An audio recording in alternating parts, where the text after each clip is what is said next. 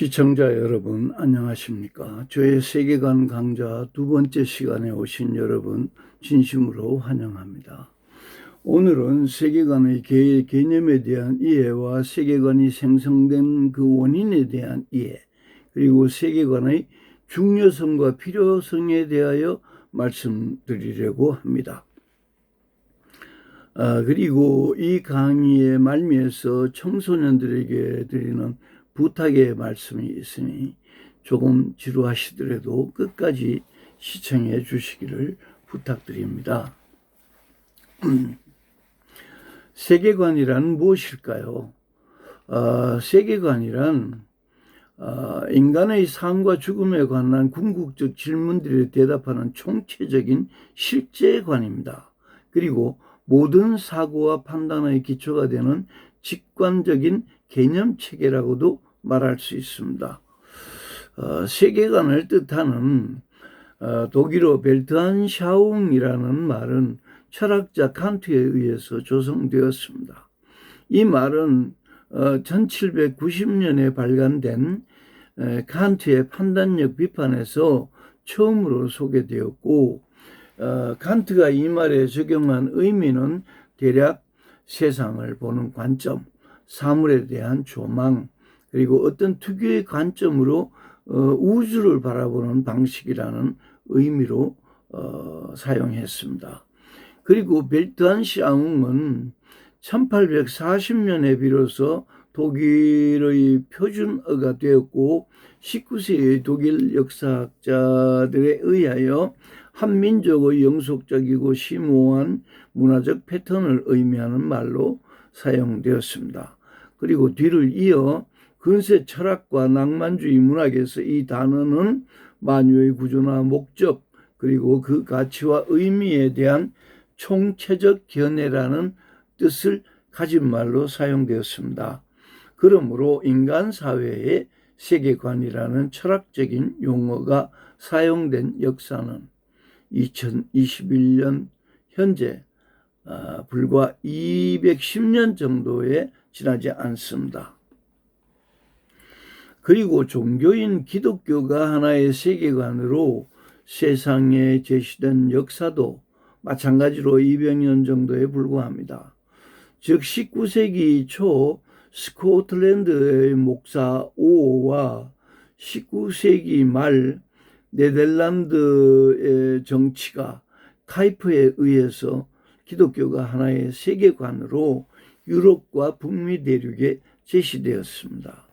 19세기 초에 활약했던 오 목사는 당시 교회를 공격하며 하나님의 진리에 도전하는 계몽주의와 인본주의 사상에 맞서기 위하여 철학적인 세계관의 개념 체계를 교회 안으로 받아들이고 기독교의 진리와 교리를 논증하는 일에 적용했습니다.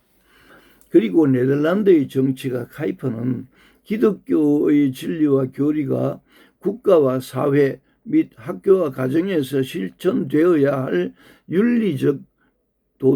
윤리도덕적인 규범으로 또 삶의 지침으로 구현되어야 한다고 주장했습니다. 그리고 카이퍼는 북미 대륙의 대학과 기독교 사회에 칼빈주의 신학에 기초한 기독교의 진리 체계를 인간이 갖추고 살아야 하는 총체적인 세계관으로 제시했습니다. 그리고 이와 같은 오와 카이퍼의 기독교 세계관 운동은 오늘날 전통적인 개혁주의 기독교 세계관으로 계속 발전되고 있습니다. 그렇지만 아직까지 모든 사람이 동의하는 세계관의 개념은 한 문장으로 정리되어 있지 않습니다. 벨트한샤웅의 개념적인 발전이 지난 200여 년 동안 다양한 학문 분야에서 이루어졌지만 여전히 인간들은 세계관이 무엇인지, 그것이 왜 중요한지 명료하게 이해하거나 인식하지 못하고 있는 것으로 보입니다. 그래서 저는 여러분에게 세계관이라는 개념이 왜 인류 사회에 생성되었는지 그 원인을 말씀드리려고 하며 저는 그 원인이 두 가지라고 생각하고 있습니다. 그중 하나는 인간의 궁극적인 질문들에 대한 대답을 찾으려는 철학적인 노력에 의해 생성된 것이고, 다른 하나는 창조주 하나님의 필요에 의해서 하나님 스스로가 인간에게 생성시킨 초월적인 세계관이 그것입니다. 그래서 문화적 세계관은 인간의 생각이 모여 형성된 세계관이고, 성경적 세계관은 인간의 믿음이 모여 형성된 세계관이라고 저는 그렇게 생각합니다. 먼저 문화적인 세계관이 생성된 원인에 대해서 말하자면 그것은 인간이 살아가면서 제기하는 궁극적인 질문들, 즉 정답이 없는 질문들에 대하여 타당성이 있는 대답을 해주려는 철학적인 노력에서 비롯되었다고 봅니다. 인간의 궁극적 질문이란 이런 류의 질문들입니다. 예를 들면 나는 누구인가? 나는 왜 존재하는가? 나는 어디서 와서 어디로 가고 있는가? 내가 죽으면 어떻게 되는가? 등 이런 질문은 간단하지만 대답하기는 참으로 어렵고 정답도 없는데 대답은 찾아야만 하고 또 찾아주어야만 하는 질문들입니다. 이러한 질문들을 철학자들은 인간의 궁극적 질문이라고 표현합니다. 그리고 실제로 이와 같은 인간의 궁극적 질문에 대하여 참된 해답을 찾으려는 철학적인 노력은 동서를 막론하고 지금으로부터 약 2500여 년 전, 즉 기원전 5, 6세기부터 시작되었다고 알고 있습니다. 즉 소크라테스를 거쳐서 플라톤과 그의 제자 아리스토텔레스로 이어지는 고대 그리스의 철학자들과 동양 사상의 원천인 석가모니와 공자가 모두 그 시대에 활동했던 선각자들이고 현인들이기 때문입니다. 즉 인간의 궁극적인 질문에 대답하기 위한 인간의 생각과 지혜들이 모여서 문화적 세계관이 생성되었다고 보는 것입니다. 그리고 성경적 세계관이 형성된 원인은 창조주 여호와 하나님의 말씀과 명령에 대한 인간의 믿음과 순종이라고 생각합니다. 성경에 기록된 그대로 성경적 세계관의 형성 주체는 창조주 여호와 하나님이십니다. 즉 성경적 세계관은 창조주 하나님께서 스스로 인간의 마음과 정신 속에 생성시켜 주신 초월적인 세계관이며 그러한 하나님의 말씀과 명령에 대한 인간의 믿음과 순종이 성경적 세계관을 생성시켰다고 보는 것입니다. 즉 성경적 세계관은 지금으로부터 4000여 년 전으로 거슬러 올라간 그 어느 날에 여호와 하나님께서 아브라함을 택하여 부르시고 그에게 자신을 전능하신 하나님으로 계시하신 후 너는 너의 고향과 친척과 아버지의 집을 떠나 내가 네게 보여줄 땅으로 가라는 명령을 하실 때 아브라함이 하나님의 말씀과 명령에 대하여 믿음으로 순종하던 그것이 세계관, 성경적 세계관 형성의 시작이라고 저는 봅니다. 그리고 하나님께서는 아브라함의 믿음을 의로 여기시며 그의 이름을 열국의 아버지라는 의미를 지니는 아브라함으로 바꾸어 주셨습니다. 그리고 하나님은 아브라함과 그의 후손들을 하나님의 백성으로 삼으시고 그들의 주가 되시고 그들의 인도자가 되시겠다는 언약을 그들과 맺으십니다. 또한 여호와 하나님은 모세에게 스스로를 야훼로 계시하시고 애굽으로부터 이스라엘 백성들을 구원하셨으며 또 모세에게 하나님의 도덕법과 윤리적 규범들을 직접 제정해 주시고 백성들의 신앙과 삶을 인도하게 하셨습니다. 그리고 여호와 하나님은 애굽에 내린 10가지 재앙과 홍해 바다를 가르고 길을 내어 자신의 백성을 구원하심으로 하나님은 전능하시다는 사실을 보여주셨습니다. 또한 광야에 40년 동안 그 많은 백성들을 하나님의 백성으로 훈련시키시고 결국 언약의 땅 가나안으로 들어가게 하셨습니다. 이 모든 역사적 사실 속에서 펼치신 이적과 기적들은 이스라엘 민족은 물론 주변 민족 모두에게 여호와 하나님은 권능의 하나님이시며 사랑의 하나님이시라는 사실을 보여주셨습니다.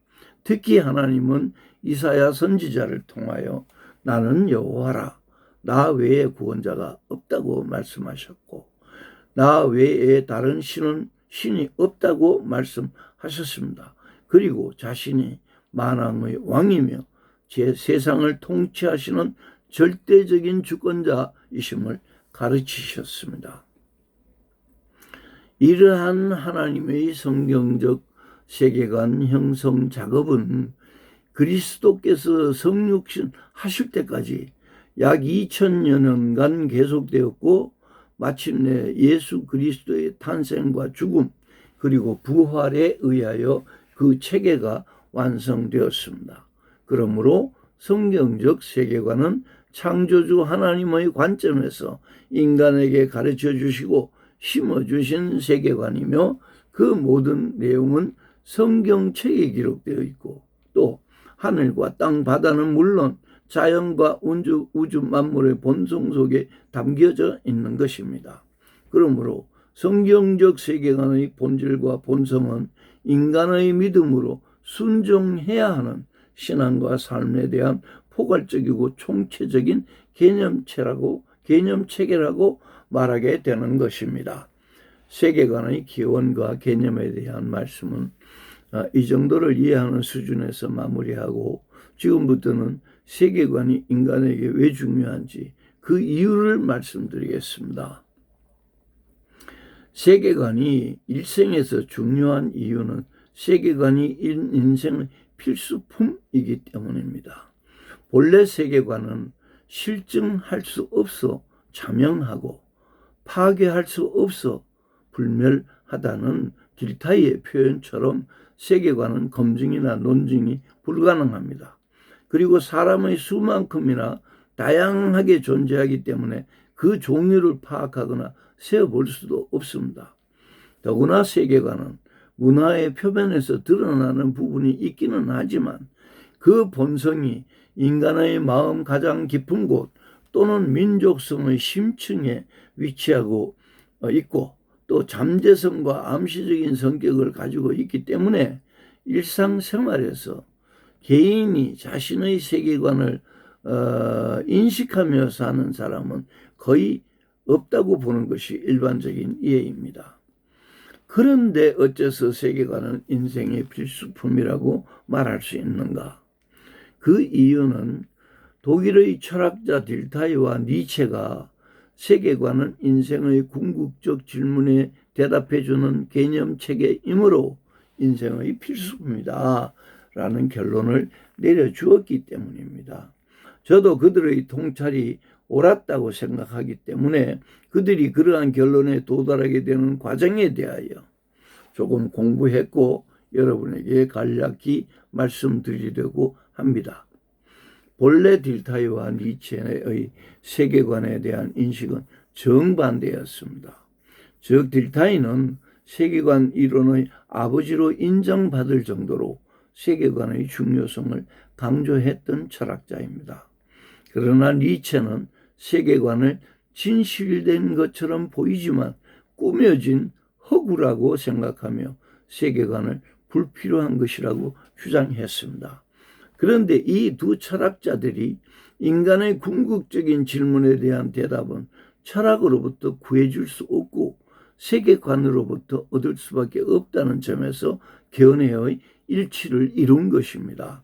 즉 딜타이와 니체는 세계관에 대하여 상반되는 철학적 입장에서 출발했지만 인간의 궁극적인 문제는 철학이 아니라 세계관이 해결해 준다는 사실에서 견해와 관점의 합의를 이루게 된 것입니다. 그 과정을 간략하게 정리하면 이렇습니다. 딜타이의 철학은 인생에 대하여 세 가지 질문을 가지고 있었습니다. 즉 나는 어디에서 왔는가? 내가 존재하는 이유는 무엇인가? 그리고 나는 장차 무엇이 될 것인가의 세 가지 질문이었습니다. 그는 이 질문에 대한 대답을 철학으로부터 얻고자 형이상학적인 탐구를 깊이 있게 진행했습니다. 그 결과 자신의 질문들에 대한 대답이 우주적으로는 세계의 존재 자체와 묶여 있고 인간적으로는 인간의 생사의 문제들과 유기적으로 엮여 있어서 형이상학이 대답해 줄 수 있는 문제가 아니라는 것을 깨달았습니다. 그리고 자신의 궁극적인 질문에 대한 대답은 철학으로부터 얻을 수 없고 세계관으로부터 얻어야 한다는 결론에 도달하게 되었던 것입니다. 그래서 딜타이는 궁극적 질문에 대한 자신의 철학적 탐구가 실패했음을 인정하고 철학의 꽃이라고 하는 형이상학의 죽음을 선언했습니다. 그리고 딜타이는 세계관 중심의 사유를 철학의 방법으로 제시하며 자신의 메타 철학을 발표했습니다. 즉 딜타이는 모든 진실된 세계관은 삶의 한복판에 서 있음으로부터 드러나는 직관력이다 라고 말하며 자신의 메타 철학을 철학에 대한 철학으로 규정했습니다. 결국 딜타이는 인생의 궁극적 문제를 해결하며 인생을 인도한다는 점에 있어서 세계관이 철학보다 더욱 중요하고 필요하다는 점을 논증하게 되었던 것입니다. 그리고 우리 한국인들에게 친숙한 철학자 니체의 경우를 살펴보면 그는 본래 세계관이란 일정한 지정학적 위치와 역사적 상황에서 사람들이 산출한 하나의 문화적 실체이기는 하지만 그것은 꾸며진 허구라고 생각한 철학자였습니다. 즉 니체는 세계관이 진정성이 있는 듯 보이지만 사실은 인위적으로 구성된 개념 체계라서 허구라고 생각했습니다. 그런데 이처럼 세계관에 대하여 부정적인 생각을 가지고 있던 니체가 진리와 세계관은 인생의 필수품이라고 말하며 스스로가 원근법주의 세계관을 창안하게 되었습니다. 그 이유는 니체도 인생의 궁극적 질문에 대한 대답을 얻으려고 형이상학적인 탐구를 계속했지만 그 역시 철학으로부터는 그 대답을 얻을 수 없고 세계관으로부터 얻을 수밖에 없다는 사실을 깨닫게 되었던 것입니다. 즉 인간의 삶을 인도하는 것은 철학이 아니라 세계관이라는 사실을 깨달았던 것입니다. 그래서 니체는 지극히 혼돈된 세계에서 인간이 생존하며 목적하는 바를 성취하려면 그 길을 인도해주는 세계관이 필요하다. 그러므로 세계관은 인생의 필수품이다 라고 말하게 된 것입니다. 이처럼 딜타이와 니체는 각각 반대 방향에서 걸어나와 세계관은 인생의 궁극적 질문에 대답하고 삶을 인도한다는 지점에서 관점의 통합을 이루게 된 것입니다. 그렇습니다. 세계관은 인간이 갖추고 살아야 하는 인생의 필수품입니다. 그래서 저는 세계관의 중요성과 필요성에 대한 근거가 되는 세계관의 역할과 기능에 대하여 좀 더 자세하게 말씀드리고자 합니다. 세계관의 역할과 기능에 대해서 알아보겠습니다. 첫째, 세계관은 사유의 틀, 즉 사고방식의 체계로서 마음의 가장 깊은 곳에 위치하여 인생의 모든 경험을 신념으로 점검하고 감정과 정서로 검토해서 가치를 판단하고 행동의 방향과 방식을 결정하는 역할을 감당합니다. 그러므로 인간에게는 올바른 세계관을 선택하고 내면화시키는 일이 매우 중요한 것입니다. 둘째, 세계관은 공동체의 신념을 형성하고 문화의 변화를 감시하며 안정시키는 기능을 지니고 있습니다. 즉, 한 국가 또는 민족이 자신들의 삶과 신앙에 영향을 끼치는 다른 세계관과 문화의 유입을 주시하며 면밀히 평가하여 좋은 점과 나쁜 점을 취사 선택하는 것이 바로 세계관의 기능입니다. 세계관은 셋째로 세계관은 공동체의 윤리 도덕적 가치 판단의 기준을 제공합니다. 국가 사회의 모든 구성원에게 보편적으로 적용이 가능한 도덕적 규범을 제시하는 세계관은 올바른 세계관입니다. 그러나 그렇지 못한 세계관은 세계관의 자격이 미흡하며 심한 경우에는 그 사회에서 퇴출되어야 할 세계관입니다. 특히 국가와 사회를 지배하는 올바른 세계관이 존재하지 않아서 모든 국민이 동의하는 도덕률을 또는 도덕 법칙을 세울 수 없으면 그 사회는 혼합주의적인 사고방식이 지배하게 됩니다. 특히 도덕률이 존재하지 않는 혼합주의적인 사회에서는 강제할 수 없는 것에 대한 복종을 기대할 수가 없으므로 탈도덕화의 길로 나아가게 되는 것입니다. 이제 강의를 정리하겠습니다. 인간은 올바른 세계관, 즉 절대적인 진리와 가치 규범에 기초한 세계관을 갖추고 살아야 그 일생이 복되고 행복하게 됩니다. 그리고 현세에서 자신의 세계관에 근거한 비전을 세우고 살아가는 사람의 인생은 여유를 가지고 의미 있는 여행을 즐기는 것 같다고 말씀드리겠습니다.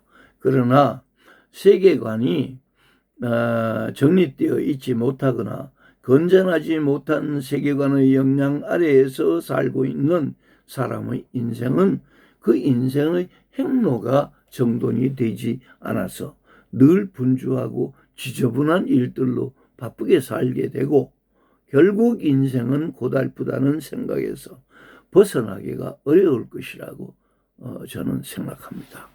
그리고 이제 청소년 여러분들에게 말씀드리겠습니다. 저는 청소년 여러분들에게 참으로 간절한 마음으로 권합니다. 대부분의 사람들이 세계관을 의식하지 않고 살아가는 이 세대에서 자신의 삶을 인도해주는 세계관을 확립하고 그 세계관의 토대가 되는 진리를 따라가는 삶으로 자기의 인생을 경영하시기를 권합니다.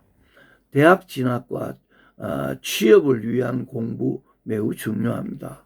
그리고 아이디어를 쥐어짜며 콘텐츠를 개발하고 메타버스의 선두주자가 되어 돈과 명예를 거머쥐려는 그 도전도 저는 좋습니다. 그러나 그 모든 도전은 정의와 공의 그리고 도덕적이어야 합니다. 저는 도덕을 생각하지 않는 사람은 결코 행복해질 수 없다고 생각합니다. 그래서 저는 여러분에게 진리에 기초한 윤리와 도덕적인 행동을 강조하는 올바른 세계관을 가슴판에 새기시기를 권합니다. 그리고 진리의 나침반이 가르치는 방향과 지도가 가르치는 진실의 길을 따라 인생을 경영하시기 바랍니다. 청소년의 시절에 올바른 세계관을 정립한 사람, 저는 그런 사람이 결국 보람있고 행복한 삶을 영위하게 된다는 진실을 믿어 의심치 않습니다. 다시 강조합니다만 성적이나 학벌보다 중요한 것이 도덕적인 인격자가 될 기초, 즉 올바른 세계관을 정립하는 일입니다. 그래서 저는 청소년 여러분들에게 부디 세상에 대한 분노를 멈추시고 호연지기를 키우시기를 권합니다. 호연지기, 즉 세상에 꺼릴 것이 없는 크고도 넓은 도덕적 용기, 그것이 호연지기이며, 저는 청소년들이 호연지기를 키우시기 바랍니다. 저는 보람차고 의미 있는 인생을 구현하려는 청소년들이 추구해야 할 일은 역사의 불쏘시개로 자신의 생명을 던질 것이 아니라 세계관을 먼저 정립하고 자신의 때를 기다리는 것이 지혜를 갖춘 지혜롭다고 생각합니다. 그러므로 이 강의를 듣고 있는 청소년들은 많은 사람들이 몰려가는 길, 즉 질풍노도의 길을 따라가시지 말고 호연지기를 갖추고 진리에 기초한 나만의 길을 걸어가시기 바랍니다. 즉 도덕적인 용기가 바탕이 되어야 구현할 수 있는 정의롭고 공의로운 삶을 추구하시기 바랍니다. 그 길에만 행복한 삶이 있다는 것을 꼭 말씀드리고 싶었습니다. 다음 시간에는 우리나라의 종교들, 무속, 불교, 유교, 도교, 기독교가 세계관의 차원에서 우리 한국인들에게 어떤 영향을 끼치고 있는가에 대하여 말씀드리겠습니다. 종교 사회학의 차원에서 논의할 것이 아니라 세계관의 차원에서 논의할 것이니 별로 지루하지는 않을 것입니다. 오늘 또 시청해 주신 여러분께 진심으로 감사를 드립니다. 하나님의 평강이 그리스도 안에서 여러분과 함께 하시기를 바라며 오늘의 강의를 모두 마치겠습니다. 감사합니다.